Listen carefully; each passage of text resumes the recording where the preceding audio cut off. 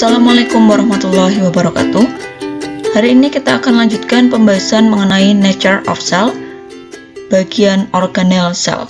Seperti kita ketahui bahwa sel merupakan bagian terkecil dari kehidupan yang memiliki dan bagian-bagian lebih kecil atau organel, dan sel ini bisa menyelenggarakan kehidupan.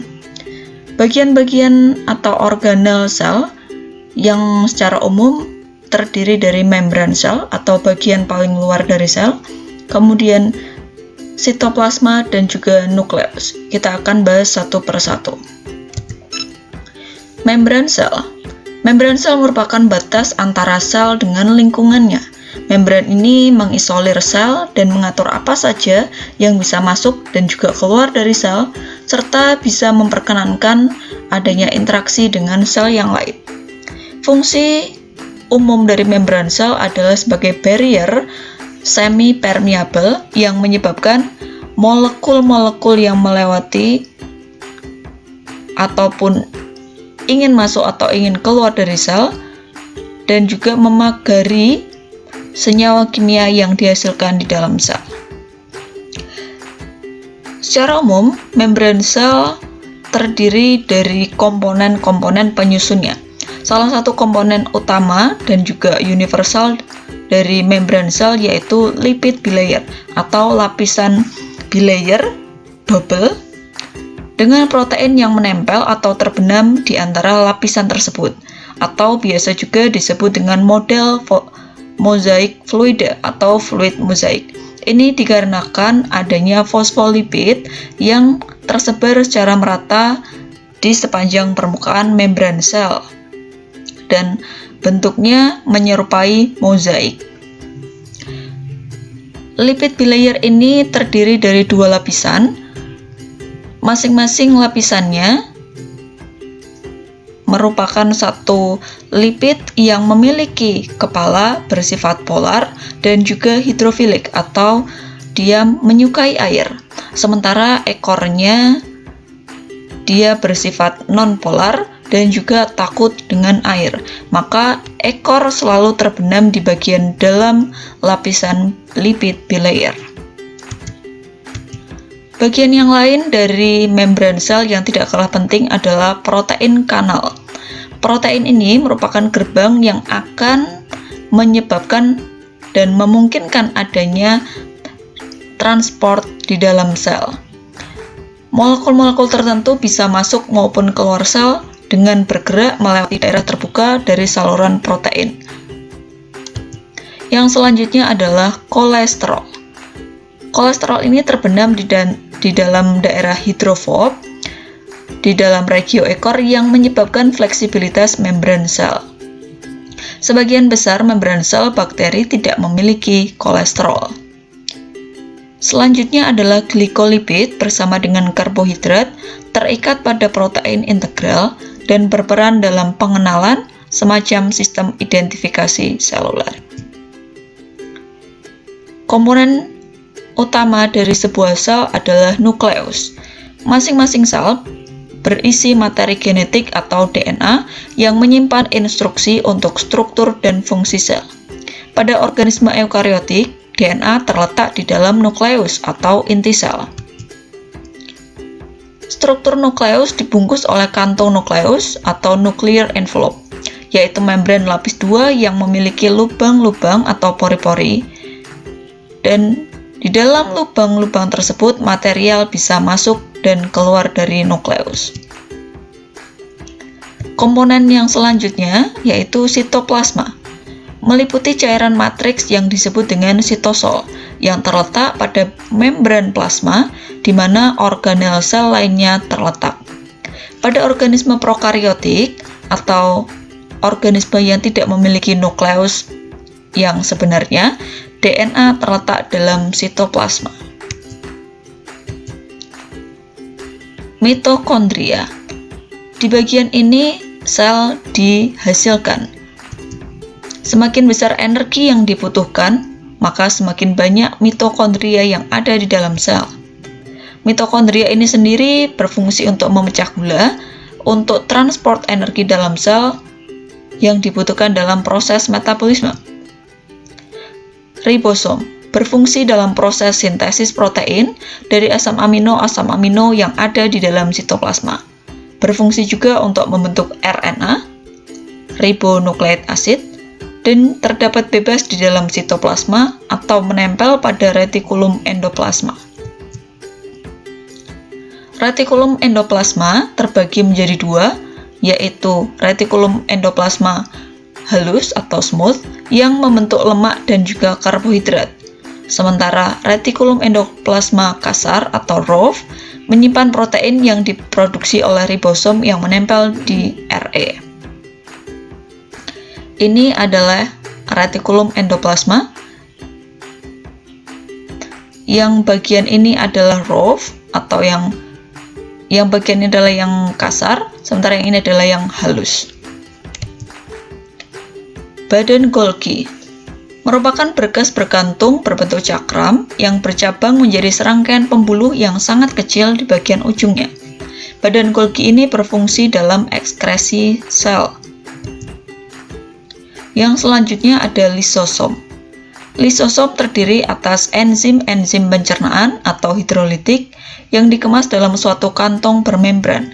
Lisosom menggambarkan tema pokok struktur sel eukariotik, yaitu kompartmentalisasi atau perkamaran. Membran lisosom sebagai suatu kompartemen atau ruangan di mana enzim pencernaan disimpan dan secara aman terpisah dari bagian sitoplasma yang lainnya. Lisosom akan bergabung dengan vakuola makanan sehingga makanan dapat dicerna. Enzim yang dimiliki oleh lisosom menjadi molekul-molekul yang lebih kecil. Molekul yang lebih kecil tadi akan meninggalkan lisosom dan digunakan lagi oleh sel.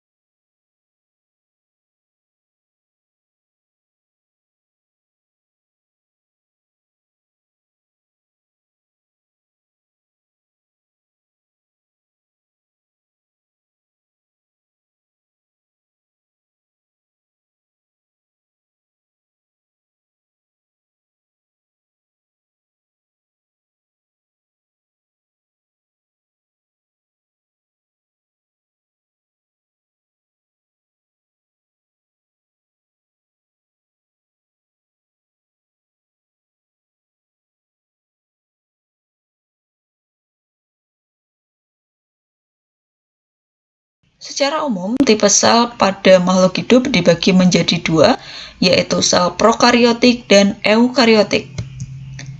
Sel prokariotik memiliki batas berupa membran plasma di bagian luar, namun tidak memiliki membran inti, sehingga tidak memiliki nukleus yang sebenarnya.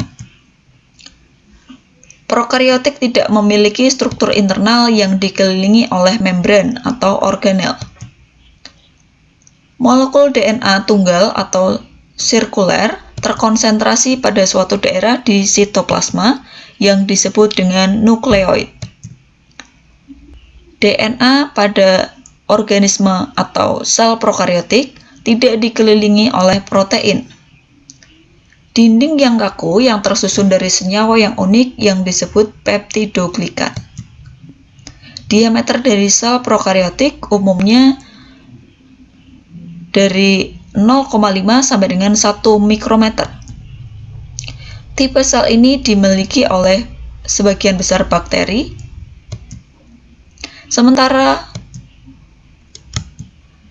untuk sel eukariotik mempunyai suatu sistem struktur internal yang dikelilingi oleh membran yang disebut dengan organel. Yaitu organel-organel tersebut sudah kita bahas tadi, ada retikulum endoplasma, badan Golgi, mitokondria, dan lain sebagainya.